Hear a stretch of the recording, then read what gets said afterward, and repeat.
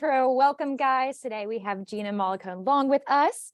Gina is an international best-selling author. She's a compelling speaker and a peak performance coach with a mission to reveal greatness in individuals, teams, and organizations. She's also the co-founder of the Greatness Group, a multinational training, team building, and personal development company. And since 1998, she has trained, coached, and spoken to tens of thousands of people globally. So welcome, Gina. Again, we're just super excited to have you. Today, Gina's going to expose you to a tool that you and your teams can use to get better results faster with less effort, called the Accelerated Change Mechanisms of Excellence model, or ACME model. This 7-stage framework serves as a roadmap to help you abandon your comfort zone, embrace change, and maximize your capabilities and results. During the session, Gina is also going to uncover the importance of maintaining focus when it comes to getting results, the impact of stress and how to shift out of our stress response, and how increasing your flexibility of behavior gives you the most control in any circumstance. So one last reminder, and we're going to start getting hands-on here. If you look at the bottom of the screen, you'll see a chat button and a Q&A button, and we encourage you to use those throughout anytime you have a question or a comment. We're actually going to start that right now. So everyone go ahead and open your chat. And I want you to find the smiley face emoji and send it to us. So open the chat button and send us. Let me make sure that everyone can send stuff. Everyone can chat? Yep. All right, cool. Settings are on. Send us a happy face. All right. We got some happy people here. Perfect. Now everyone find the thumbs up button. If you can't find it, search it in the search bar of the emojis, but send us a thumbs up. All right, we're getting some thumbs up. And then lastly, find the raise hands emojis. Do we want one raised hand or two raised hands? Both. Both hands up. Either. Both. Two raised hands is easier for my high 10 situation later. So perfect. All right, we got all the hands. Great, guys. So without further ado, I'm going to go ahead and hand it over to Gina and let her get the ball rolling. Thank you so much. All right, let's hit it. So how many of you, now this is going to be either two raised hands or one raised hands. How many of you have a next level that you're reaching for right now, whether it's work, personal, doesn't matter, health? How many of you have another level you're hitting for right now? Hands up in the chat, type in, yes, perfect. And how many of you would like to get there faster and with less effort? So give me a thumbs up if that's you. If you want the shortcut, that's what we're talking about today. So ACME is the Greek word for highest point, and that's why we used it here.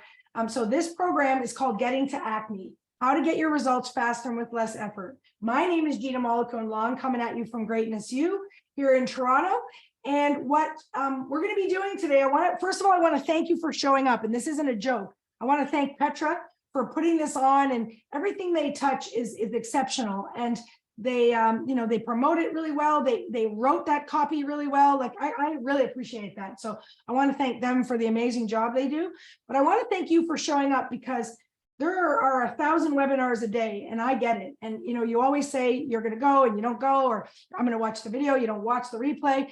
Showing up's a big deal. So I want to thank you. Raise your hand if you have something else to do right now. Raise it. Come on, I know that. That's right. Now here's the deal. I know that you are my audience. I only speak to leaders, entrepreneurs, and seekers, people like you. And I know that time is your most precious commodity. So my promise to you is a return on investment of your time, so that today you will walk away with concrete things you can do to get results faster and with less effort. Okay, so double hands up, good or great. What are the top 3 things you're going to learn? So for those of you who are kind of big picture learners and you're like, should I stay on this webinar? Or should I do this other thing? Here are the top 3 things you're going to walk away with. I'm going to teach you the ACME framework and how it's designed to teach you how your mind is a mechanism or a machine. And so then we can start to tinker with that machine to get better results. Number 2, I'm going to teach you the performance triad, which are the 3 things that are critical in you achieving your peak performing state, regardless of the circumstances. And then 3, kind of a little bit what I'm famous for, is just a bunch of techniques that you can literally walk away with today. So those are the big promises. So give me a smiley face if that sounds good to you. Give me a smiley face in the chat. Okay, now just before we get going, while Miranda and I have a previous relationship, many of you I have never met before. So let me tell you just a tiny bit about me, why you should bother listening to me. So you can see up on my chalkboard, it says reveal greatness. That's why I get out of bed in the morning. It sounds a bit simple, 2 words, but what you need to get is you don't need me. You already have greatness inside of you. The reason I'm on this planet is to help reveal what's already there. And I have dedicated my life to doing this. So academically trained with an undergraduate degree in engineering, a master's degree in philosophy of science and religion. My obsession is the intersection of mind and matter. So what I do is I study all kinds of systems, everything from engineering all the way through to philosophy, and I amalgamate all the information and I distill it for people like you to try to get you the shortcuts so you can get where you're going faster and with less effort. So I'll pull from math or I'll pull from an ancient system and I'll wham them together for you. Today, we're going to focus on our ACME mechanisms, which I created after studying all of this. And there are 7, which you'll see. And I am probably one of the highest trained experts on the planet. I'm a master trainer of NLP. There are very few of us. NLP stands for neuro-linguistic programming.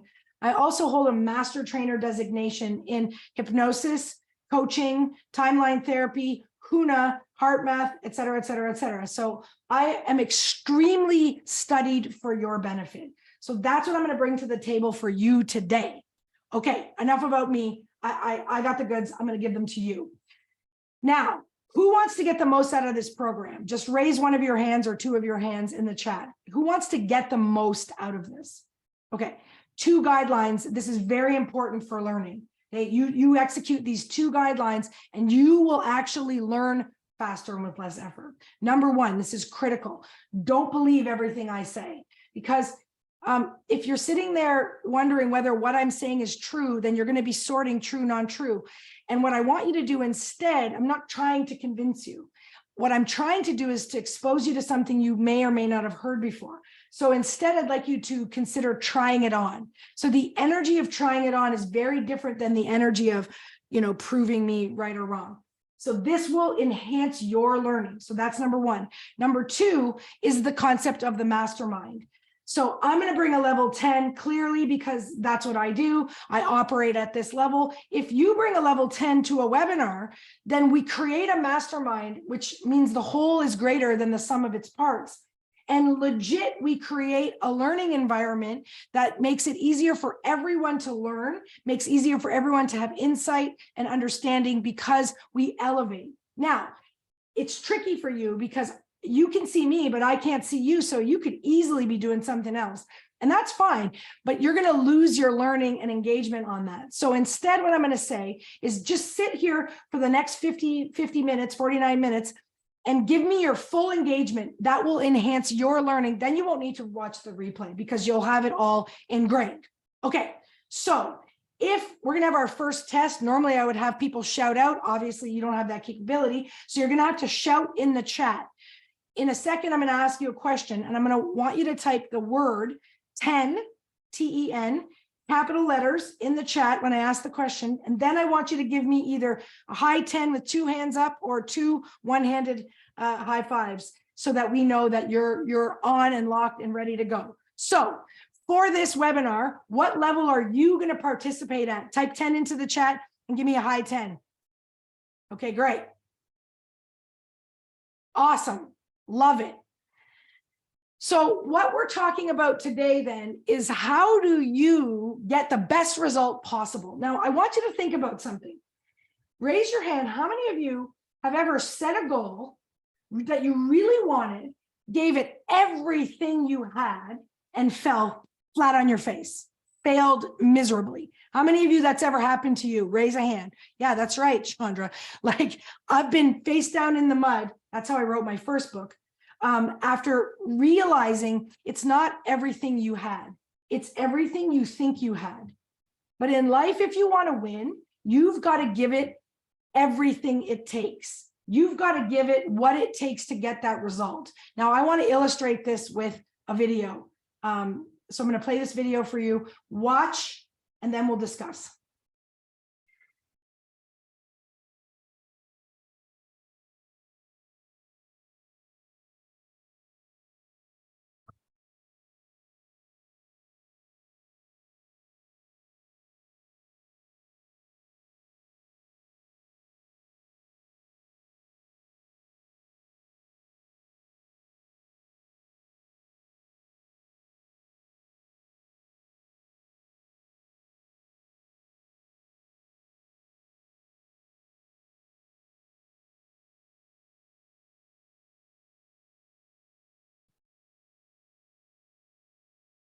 All right, here's what you need to get about that race. First of all, I apologize for the quality, but it was just an NCAA indoor track meet. No one ever thought it would become a motivational speaking sensation. So that's the best quality you can get on that race. But here's the thing about Heather in that race. So when they asked her after the race, they said, how did you do that? She said, my job was to win, because indoor track in NCAA is a team sport, and her job was to win that race. She races those same girls every week, right? And it's all about points. Now, I want you to think about this. So she's used to running with those girls all the time. Now, imagine the morning of this race, nothing's different, right? Her coach comes up to her and goes, you know what, Heather, I think you're playing a bit small. I want to see you really pull out all the stops. I think you can beat all these girls that you race again every week. I think you can beat them by like 100 feet. No problem. She'd be like, whatever, coach. Now, what if he was a really positive coach and he was like, I really believe it for you. I really believe in you. She's like, look, I didn't train any differently. I didn't eat any differently. Nothing magical happened overnight. Why would I beat these girls by more than a hair? I always come neck and neck with these girls.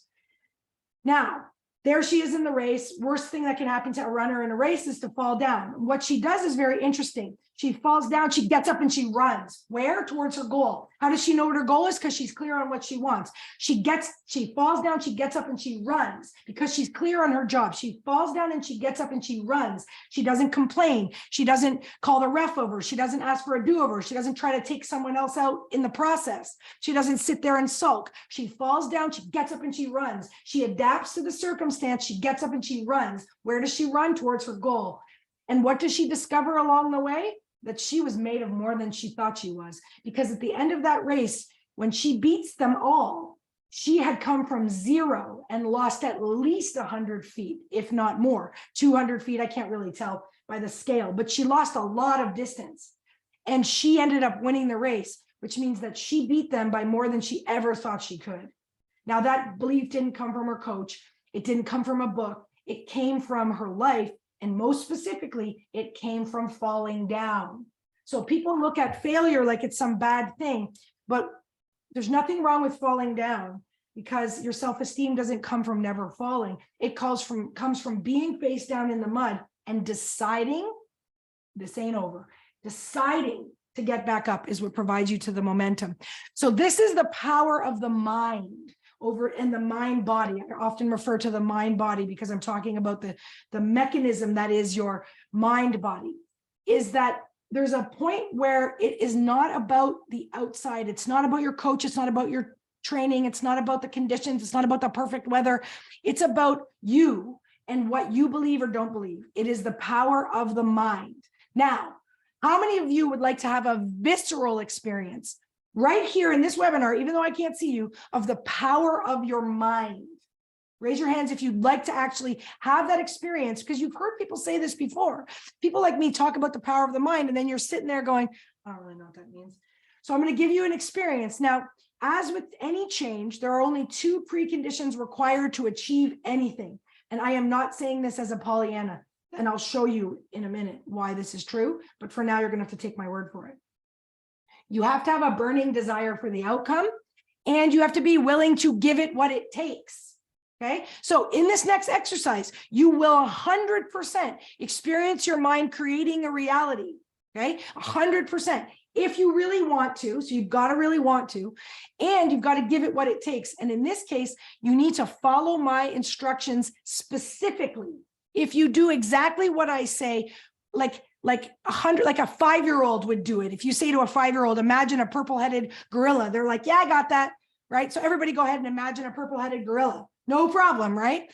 So if you do it exactly as I say, like a 5-year-old would do it, like pretend it's real, you will be transported into this place where you experience your mind creating reality. Okay, you ready?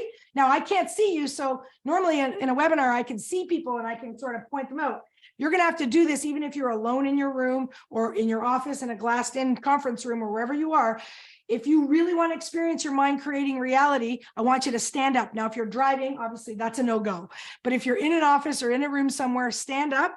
So everybody good, stand up. Now, I'm going to just assume you're all standing up because you said you were going to play 10 out of 10. Now, what I want you to do is put your hands out in front of you like my hands are like this. So put your hands straight out in front of you. and then turn one hand palm up, and there's one hand palm down. Okay, so you can see that. Okay, now what I want you to do is close your eyes. Of course, if you're driving, just keep driving. Don't close your eyes, right? So close your eyes if you're comfortable while you're standing up. And now with the power of a 5-year-old, I want you to imagine I drop 1, 2, 3, 4, 5, 6 books on the hand that's palm up. So I just come and I drop 6 books on the hand that's palm up. And on the hand that's palm down, I now tie 10 red helium balloons, big fat filled helium balloons on the hand that's palm down. Now I know some of you are sitting there right now going, what? 5-year-old, okay? And maybe you go to the gym and your shoulders are strong. So let's drop 10 books on the hand that's palm up, and let's tie 20 balloons on the hand that's palm down. And you should look something like this. Now, give me a clap or a hands in the chat if you got to something like this where your hands were separated, because I can't see you, so I can't say. Let's just assume you guys are playing full out. Here's the thing. That is a reality that didn't exist. There were no books. There were no balloons. They weren't real. I suggested them. You accepted the suggestion. You created a reality that didn't exist in under 30, okay, say 45 seconds of suggestion. Imagine what 30 or 40 years of suggesting to yourself the same thing over and over and over and over again does to your experience of reality.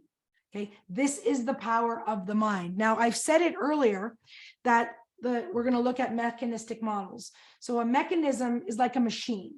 Now, I want to be clear. I don't think you are a machine. That is not what I think.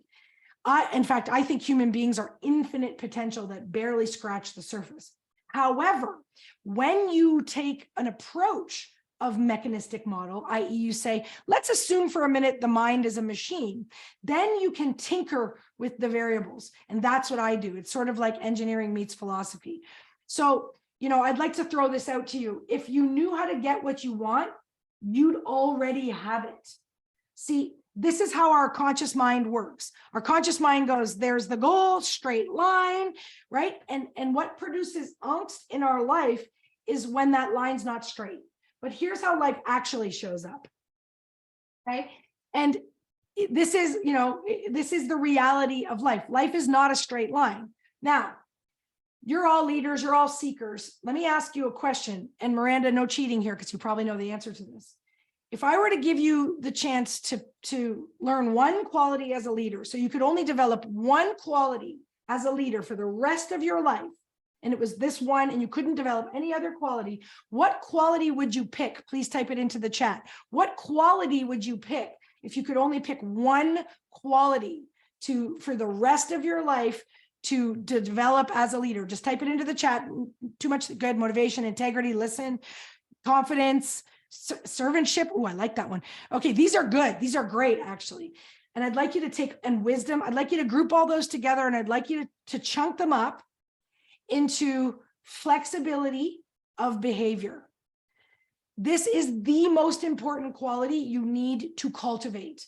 The ability to adapt and to move with the circumstances versus the rigidity of being knowing which way it is. Let me give you a little insider tip. I study the conscious mind and the unconscious mind. That's my jam.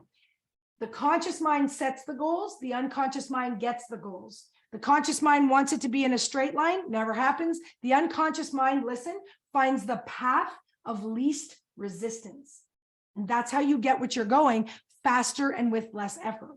So what we have at Greatness U, and what I've done over the last 25 years of my career, is I've tried to distill it down into a model that was easy to remember. Is this the only model? Absolutely not, just so we're clear. But this is our model. Now, we call it the ACME 7.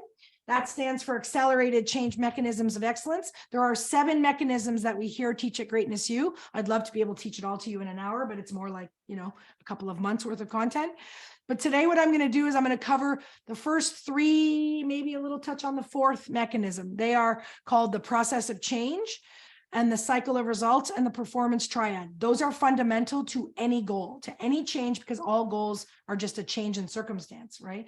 So those are fundamental. Then the next 3 mechanisms are models that we are experts at here, that we teach to other people to allow them to hack their mind body to be able to get whatever specific goal they're trying to get we use neuro-linguistic programming, timeline therapy, and hypnosis. And then our crowning mechanism, what we teach at the end, and what Miranda had an experience of in a classroom I taught once, was we teach the breakthrough process, literally how to break through anything. And this is the container for today's learning. Now, it's all about, listen, the only thing that never changes is the process of change.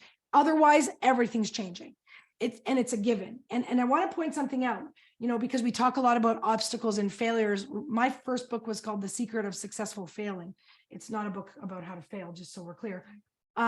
It's a book about how to turn adversity into the advantage that it is, because the fall, when Heather fell in the race, was the only thing that caused her to believe she had more than she thought she did.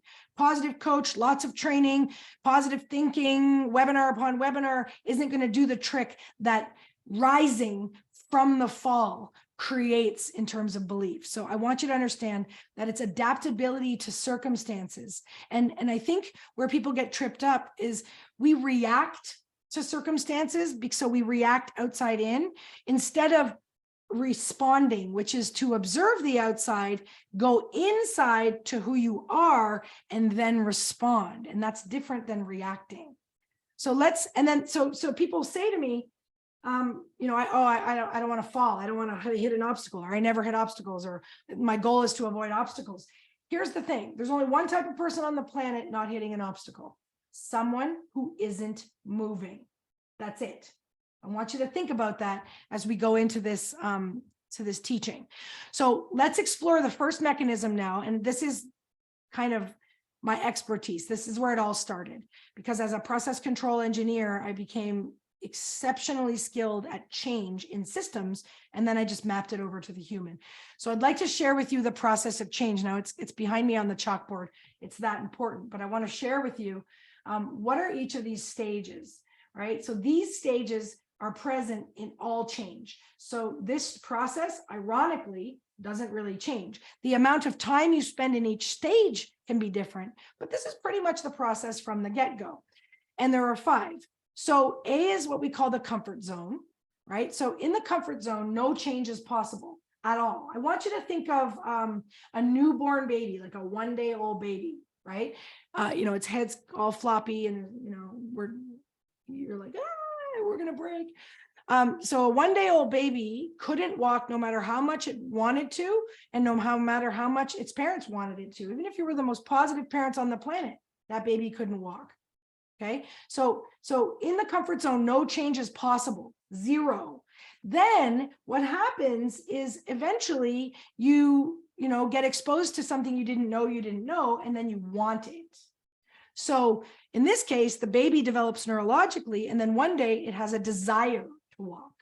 But just because the baby has a desire to walk, if you pull your fingers of it, it's going to fall flat on its butt. So the desire is what kicks off the change. So desire is imperative for change. Now, side note tip here, any time you step outside your comfort zone, write this down, you will be uncomfortable by default. Because by definition, anything outside the comfort boundary is uncomfortable or discomfort, just so we're clear. So, people always say to me, oh, I don't know, it's not going well. It doesn't feel good. Well, it's uncomfortable because it's not a comfort zone. So now desire kicks it off. That's point B. So at point B, the desire for whatever goal you want is what gives you the motivation to move through point B to point C. Now, what happens between point B and point C before you hit the breakthrough at point C is trial and error. Trial and error, get down, fall down, get up, fall down, get down. And this doesn't feel good. And some people get trapped in this, over here in this. In fact, you know what? Some people get trapped so much. Let me just draw this on my chalkboard because that's what we have. So some people get trapped, okay, in that segment. And I've nicknamed it hell, if you can read that behind my back there on the chalkboard. Because they never succeed. They just get wrapped and wrapped and wrapped. And they try to go back to the way it was. They try to go back to point B, right? Now that's the problem. Now, Churchill said, if you're going through hell, keep going. I find that fascinating because he didn't say run, hide, blame. He said, keep going. Because Churchill knew that if you have the desire and the willingness to give it what it takes, right? Just to keep going. And in this case, maybe you hire a coach because they already know how to get there. That's the beauty of coaches, right? They have the model. If you keep going, so if that baby keeps going, get down, fall down, get up, fall down, eventually it will find the sequence that produces walking. That's a breakthrough, right? Now, baby takes its first steps. You don't plunk it on the busiest corner in your community because there's a level of mastery that has to take place. Once you've produced the behavior once, that's great, but then you've got to master it over and over and over again until it becomes a dominant pattern, dominant habit, a dominant program. Okay, so you can't not do it that way. I want you to think wax on, wax off from the Karate Kid, right? It has to be your automatic go-to. Once it's your automatic go-to, that's your peak performance. Okay, that's the acme of that part of your life. Okay, that's the new acme. Now, what's interesting is once you get to acme, if you look off in the distance, there's another acme. And you go through this process again and again and again and again and again and again and again. Okay, so that's the process of change every time something in your life is changing. Now, I told you there are only 2 preconditions, and this is not a motivational speaker talk. These are mechanical observances. 1, you have to have a burning desire. If you don't have a burning desire, nothing provides the energy to get into the trial and error period. And then 2, you have to have a willingness to give it what it takes. You have to be willing to give whatever the circumstances require. And in the case of using a coach, that means being coachable, right? That means doing what the coach said specifically. And, you know, when we were doing this, when I was telling you specifically what to do, it means being willing to give it what it takes. In the case of the race, Heather had a goal. She had a desire to win that race. She was clear on her job. And she was willing to give it what it takes, which is dig deeper than she thought she could to run even faster than she'd ever run before. Okay, so anything you want in your life requires a desire for it and a willingness to give it what it takes. Now, I'm not the change police. So just so we're clear, right? Raise your hands if you've ever tried to change someone who didn't want to change. Give me a sheepish hand or give me a sheep. But raise your hands if you've ever tried to change someone who didn't want to change. How'd that go? Right? Give me a sad emoji or an exploding, head exploding emoji. If someone doesn't want to change, there's literally nothing you can do to change them because desire is required for change. If they don't have desire, the process never starts. And the flip side, though, which is more important, is if someone wants to change, there's nothing you can do to stop them. So how many of you want to change something in your life, right? How many of you want a new goal? Raise your hands. How many of you have a goal? You want to change something in your life? Okay, here's an interesting tidbit. If you want to change something in your life, you have to change things in your life. Okay, you have to actually change things. So the second performance mechanism we use here at Acme is called the cycle of results. So type into the chat, what is the answer to this question? What produces results? What do you think produces results? Actions. Oh, I love it. Bravo. It's true. Actions precede results. Okay, but I'd like you to consider this.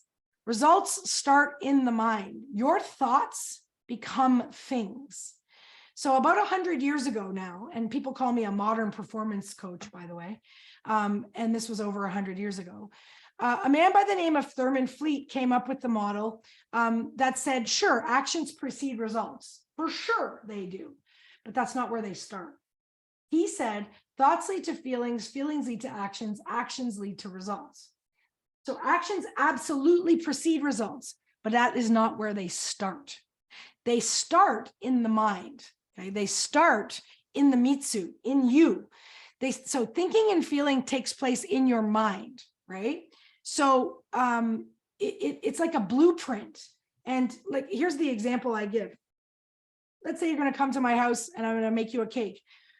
So I get out the fancy cookbook and I'm I'm making the cake from the recipe and I throw it in the oven very quickly. And then I rush off and try to clean up the rest of the house before you come over because it's a bit of a disaster. And then I come back into the kitchen and I realize I left 3 eggs out of the cake. I forgot to put the eggs in the cake. And I think, you know what? No one's noticing. I'm just going to pull the cake out of the oven. I'm going to break the little crust on the top. I'm going to whip up the eggs. I'm going to put them in the cake, smooth it over and put it back in the oven. It's only been baking for like 10, 15 minutes. No one will notice. Now, how many of you want to eat that cake? Right? I don't know if there's a thumbs down emoji, but definitely not. So gross. But the thing is, I didn't put arsenic in the cake. It's still a cake. Listen, it's good enough. It's good enough. It's still a cake. It's scrambled egg cake. It's still a cake by definition. See, but here's the thing. If you want to produce the result of the cake in the recipe and you realize 10 minutes, 15 minutes in that you forgot to put the eggs in the cake, you have to throw the cake out and start over at which point? Which point do you have to start over in order to produce the cake from the recipe? Beginning. Okay, so actions preceding results for sure is the flow, but actions are not, but that's where everybody goes when they don't get what they want. They do something else and they don't do something else and they do something else. That's the definition of insanity. Okay, doing, expecting different results. I'd like to offer a slight variation to the definition of insanity. It's being the same inside, doing all kinds of actions, expecting a different result. It can't be, because the cycle of results flows in this direction. It goes from you, thoughts and feelings, to actions to results. So you have to change your mind body before you can change your actions, because that dictates your choices for actions. And then those actions definitely dictate your results. But don't just take my word for it. Remember, I said, don't believe everything I say. So I want to try this on, and I want to use our buddy Einstein, right, to just walk through whether Thurman Fleet's model is plausible. I'm not proving it, just so we're clear. I am a scientist. The burden of proof is huge, but I want to just logically walk through. I want to see if Fleet's model is logical. Is it plausible? Let's walk through it. So we're going to use E equals MC squared, right? Type into the chat what the E stands for. Type into the chat what the E stands for. Type into the chat what the M stands for. I gave you a bit of a cheat. Okay. So energy and matter, I use the word matter. You can use the word mass. It's fine. It's just, it's got the word ass in it. And so I tend to avoid that in a big audience. So energy and matter are related. And then C is the speed of light. So C is a constant. It's just the speed of light. It's just a number. It doesn't change. It's not a variable. So this isn't a lot of stuff on the screen. What did Einstein do that no one had ever done before? Einstein was a breakthrough because why? What did Einstein do that no one had ever done before? Type it into the chat. What did Einstein do that no one had ever done before using this formula? He showed something no one had ever done before, which is why we're still talking about him today. Let me just go back and animate the part of the slide I'd like you to notice. What did Einstein do that no one had ever done before? He made it equal. You know, people, sometimes the answers are literally right in front of you. So Einstein equated energy and matter through a constant.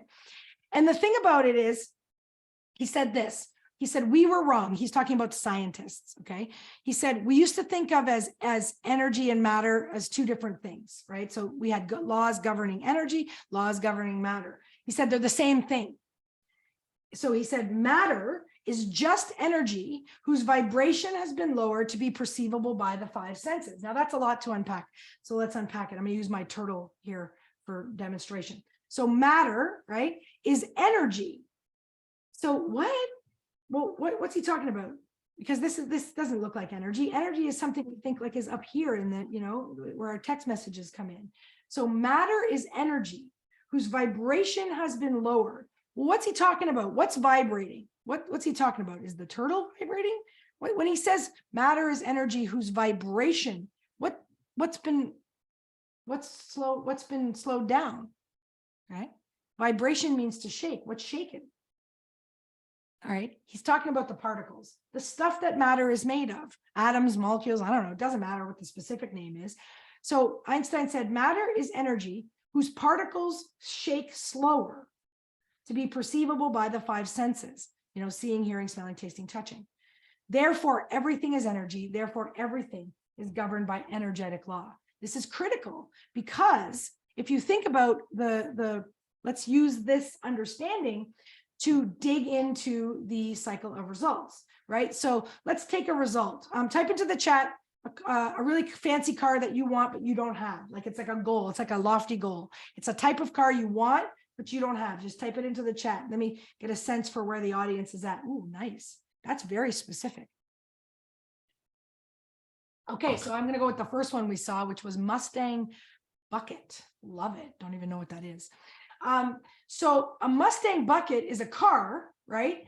And if you think about the five senses, you can see it, you can hear that engine, you can feel the smooth contours of the car. It's got that new car smell. And if you wanted to, and I'm not saying you should, but you could take a bite out of that car and you could taste it. So all five senses are engaged in the goal, in that result, which means in Einstein's equation, it's more of M, it's more like matter, because remember, he said perceivable by the five senses is what defines matter. Okay, now let's shoot all the way over to the beginning of this cycle to your thoughts. Okay, so you have about 75,000 thoughts a day, assuming you're a deep thinker. They pass through your mind like a stock ticker, but you don't see them, you don't hear them. Like if you do, give me a call later. You don't feel them, like it's not like, right? You don't smell them or taste them. So 0 out of 5 senses, which would make this side of the model a little bit more like E in Einstein's equation, because energy is matter, right? Whose vibration has been lowered to be perceivable by the 5 senses. Okay, now 50,000, 75,000 thoughts a day passing through your mind. Based on what you believe or don't believe, you will have an emotion. You will emote, whether you believe or don't believe some of the thoughts, not all of them, selective thoughts. Now, your emotions, you can't see or hear, you can't smell or taste, but you can feel them. And usually we feel our emotions in the trunk of our body. So you can feel them with one of your senses. So 1 of 5 senses. And then let's go to actions. Everybody snap your fingers. Everybody snap your fingers right now, even though I can't see you, I know you're doing it. Okay, can you see it? Can you hear it? Can you feel it? Yep. Does it have a smell? No. Does it have a taste? No. So actions are somewhere in the neighborhood of 3 out of 5 senses. So notice how this is a continuum of how thoughts become things. It starts in the mind, okay? It's plausible. It makes sense. This is how it goes, sort of, from energy to matter. This is how, this is the math that Einstein was doing. Now, let's translate it into that something's usable. So we say your state, which is what's going on inside your mind body, dictates your choices for behavior, and those choices for behavior absolutely dictate your results, 100%. However, what I want to leave you with is that the genesis of your results is in your mind. It is not in the actions that you are doing. They are a effect of the cause of your mind, because this is about getting where you're going faster and with less effort, which leads us, you're like, great. This leads us to the third mechanism, which is called the performance triad. So the performance triad is what happens when you recognize that your state is what produces the choices for behavior, which is what produces your results. So this is the performance triad that is what you need to optimize, okay? You must focus on what you want. You can't control 75,000 thoughts a day, but you can control your focus. You must choose positive emotional states. This is not about negating or pretending. This is about using the emotional guidance system, which I'll explain. And then you must be in a physiology of power. Once that is optimized, this is critical. You must take a ton of action. Absolutely, right? You must take a ton of action, but you can't take that action until the performance triad is optimized. Now, let's go through each one individually. And I'd just like to say, I could teach you this for a week, but I want to give you as much value as we can in this 1 hour we have today. So I'm going to just touch on it. And then if you have any questions, type them in the chat. And then if you're really super engaged, find me afterwards. So let's start with focus, because focus is the sort of master component of the triad. Although that's not true. If you change one, you change them all. But focus is super important because focus is something we do with our eyes, and our eyes take in about 80% of our sensory information. Okay, so what they found in the 50s, right? Because you get what you focus on. How many of you have heard you get what you focus on? Raise your hands. Raise your hands if you've heard you get what you focus on. And then you've thought, I don't really know what that means. I'm going to tell you what it means. So in the 50s, Carl Pribben, Miller, Galantner, et cetera, these were computer scientists. They were trying to model the human brain to make a computer. That's what they were doing. So they showed empirically, that means they demonstrated in a study, that outside the human body, right, there were a couple million bits per second available for processing. And then what they discovered and showed was that the brain could only process 126 bits. So out of the millions out here, the brain could only process 126 bits a second. So it had to select 126 from 2 million. So that, and then that was what was brought into the mind body. And then that created reality in the mind. And then that produced choices for behavior. Okay. Now, the events out here is capital R reality, millions and millions of bits. Your reticular activating system. So everybody put your hand right here, the back of your head, right about where you would plug into the matrix. Okay. That's where the reticular activating is in your biology. And its job is to find what you're looking for. So it's like a focusometer. You tell it what it's looking for and it finds it. And it operates like this. You know, let's say it's looking for problems because you wake up, you stub your toe, you go, oh, I got a problem. It goes problems, not problems, problems, not problems. That's how it works. It doesn't discern, it just goes problems, not problems, problems, not problems. Okay. So, and it looks for what you're looking for so that it can take 2 million and make it 126 bits in a split second. Once it gets into your mind, please pay attention. It is real to you. It's not capital R reality like everybody thinks it is. It is your reality. And from that little r reality, it dictates your choices for behavior, and that dictates your results. Now, if you want to do the math, I'll give you a little cheat sheet. 126 out of 2 million is 0.006%. We filter out most of reality. You get what you're looking for. Now, if you don't believe me, watch this video. And if you've seen it before, it doesn't matter. It still has profound impact. Pay attention though, because I'm going to ask you, type into the chat when you've managed to figure out the number. This is an awareness test.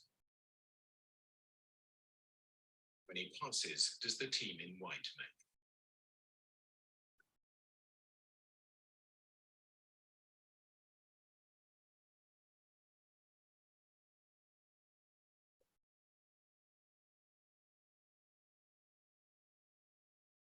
Type it into the chat. How many passes? It's 13. Perfect. Well done. Did you see the moon walking there? Who saw the bear? Who didn't see the bear? Watch. And there's the bear in the middle of the screen.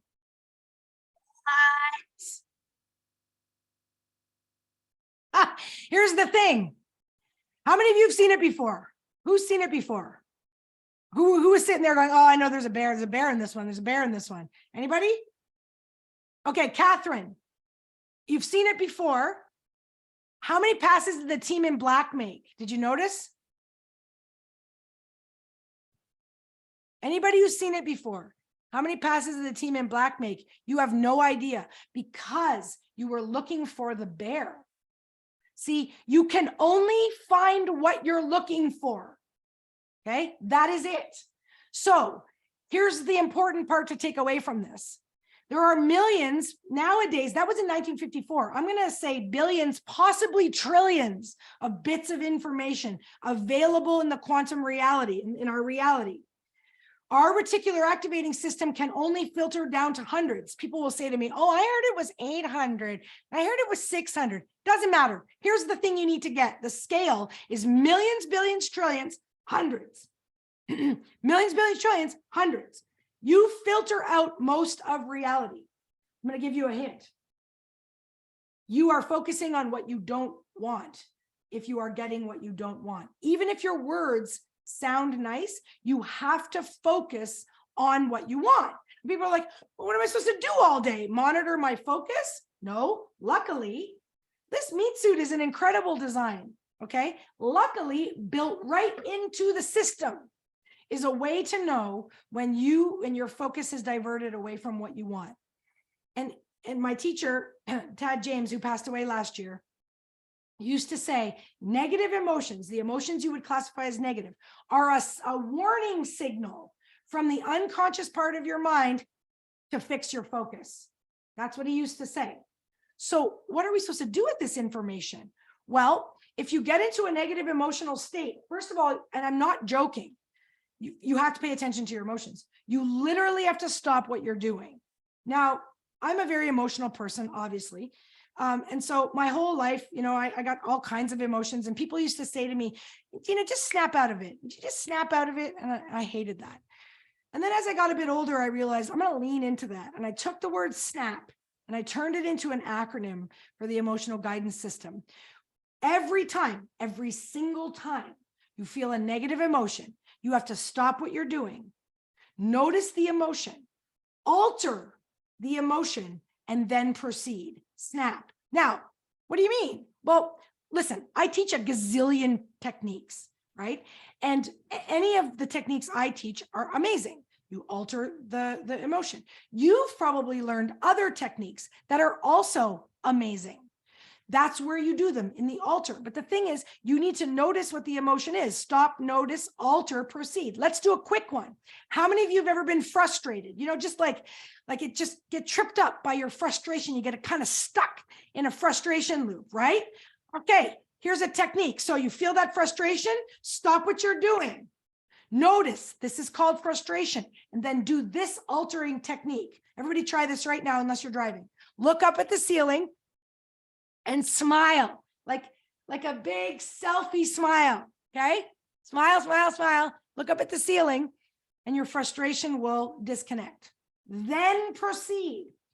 What's happening is I'm using a little bit of NLP here. We're looking up, we're lifting out of the kinesthetic realm into visual, and smiling fires off a gazillion positive neurochemicals that disconnects the frustration, because it's changing your focus.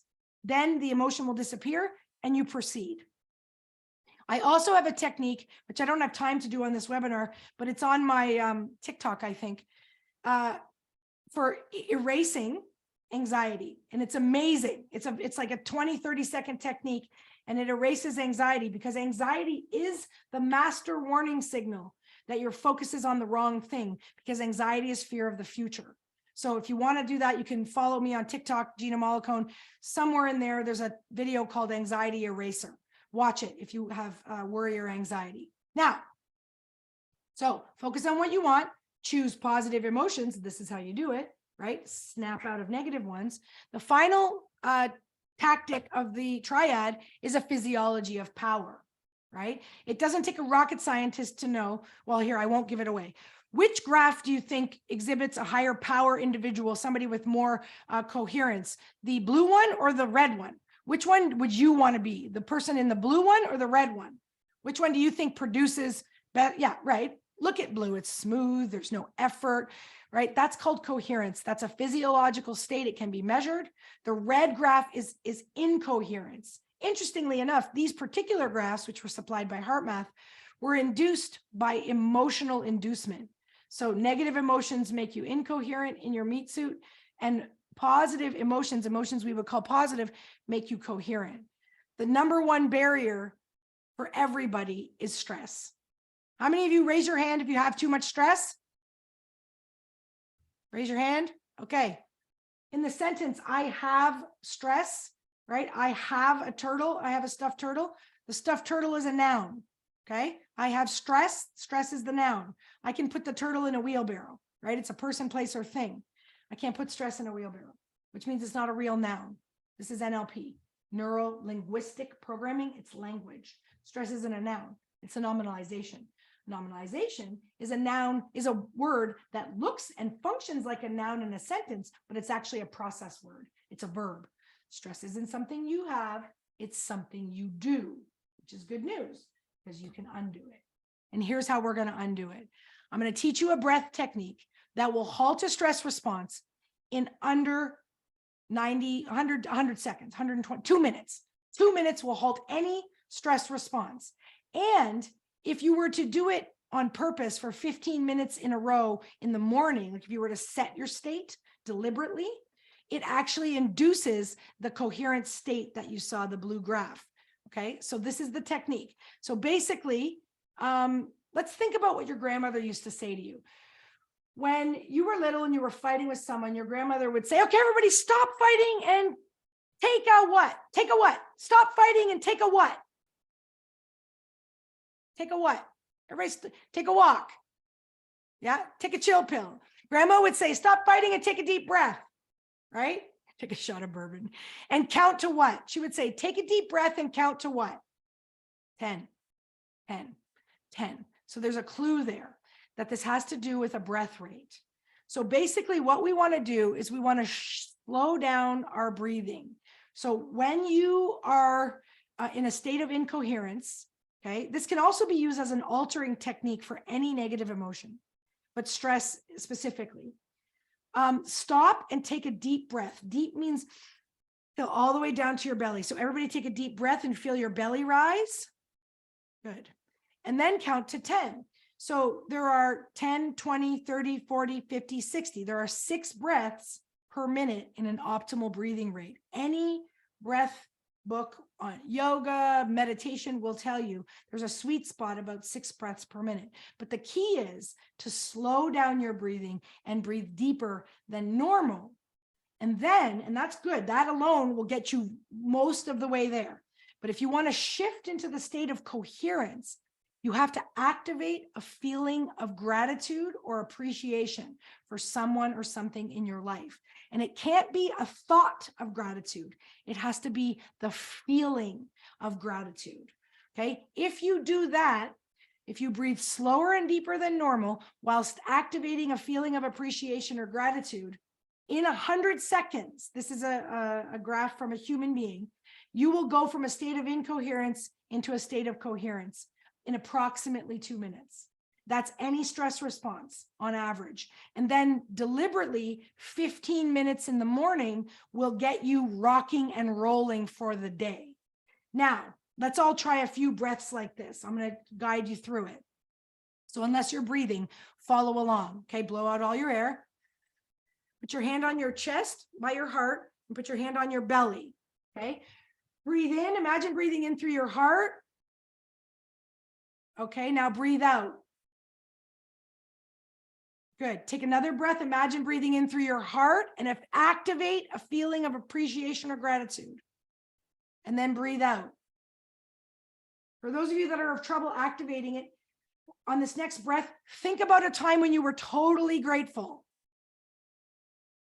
And then breathe out. On this next breath, go back to that time, drop right down in your body, see what you saw, hear what you heard, and feel the feeling of gratitude. Breathe out. Do that again, breathe in, activate that feeling of appreciation or gratitude and make it stronger as you breathe in, and then breathe out. And then one more time, really burn that emotion, really, really activate that feeling of appreciation or gratitude as you breathe in through your heart. And then breathe out.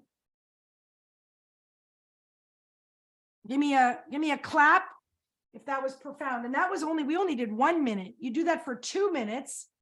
Yeah, that's good. Melanie, probably you're carrying a bit too much stress. So what you're doing is you're shutting off the stress response. So if you want to cry, cry, right? That's just, crying is just leaking energy out your eyes. No big whoop. It's a release of held energy, right? Clients in my office, right? I have about 12 or so private clients a year. And I always say to them, if you release so much energy that it needs to leak out your eyeballs, just let it rip. Okay. Because that's a release of energy that's being held. So that's a technique that you can take with you. 100 seconds to shift a stress response, 15 minutes deliberately every day to set yourself in a state of coherence. So the bottom line here is, with 2 minutes to go, you've got to take action. You've got to focus on what you want, choose positive emotions, physiology of power, take action, take action, take action, take action. Where there is a will for this to have, for you to have what you want, if you want it bad enough and you're willing to give it what it takes, you will get what you want faster and with less effort. Now I've got 1.5 minutes left, and I want to leave you with a bonus technique, because I told you if I had time, I would jam this in at the end. The fourth mechanism is actually like 35 days of content. We teach NLP here at Greatness U, neuro-linguistic programming, and NLP is basically the study of excellence and how to replicate it using the language of the mind to consistently achieve results. Now, I want to share 2 amazing techniques with you because, and they're very, very quick, but they come from NLP just to demonstrate the power of this linguistic model.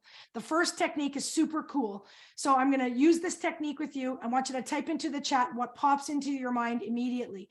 Don't think of a blue tree.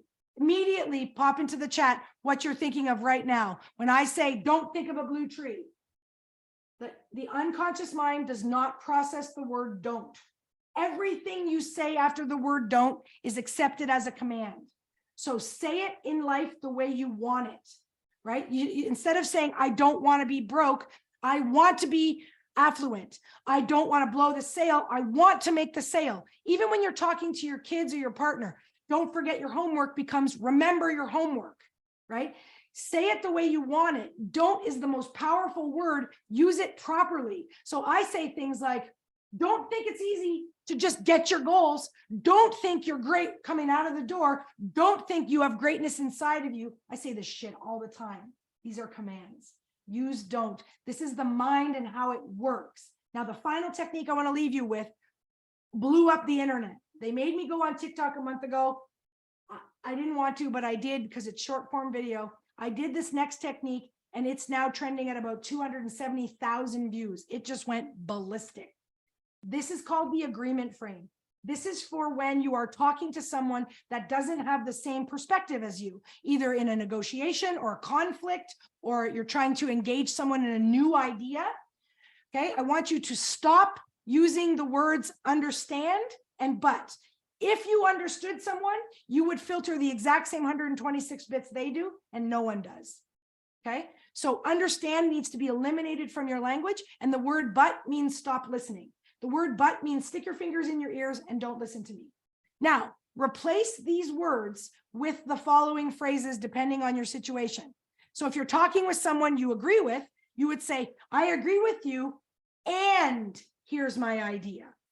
Let's say you don't agree with them. You might say, I can respect that perspective, and here's my idea.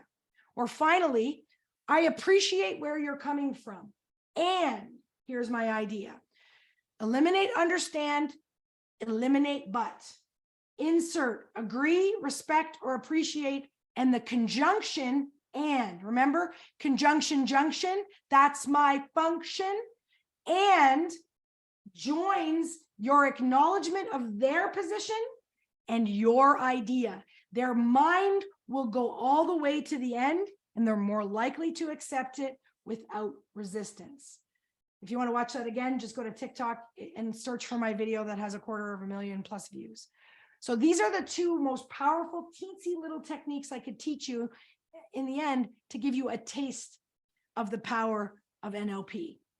But here's the bottom line. Until you are ready to move into your greatness, you'll stay exactly where you are.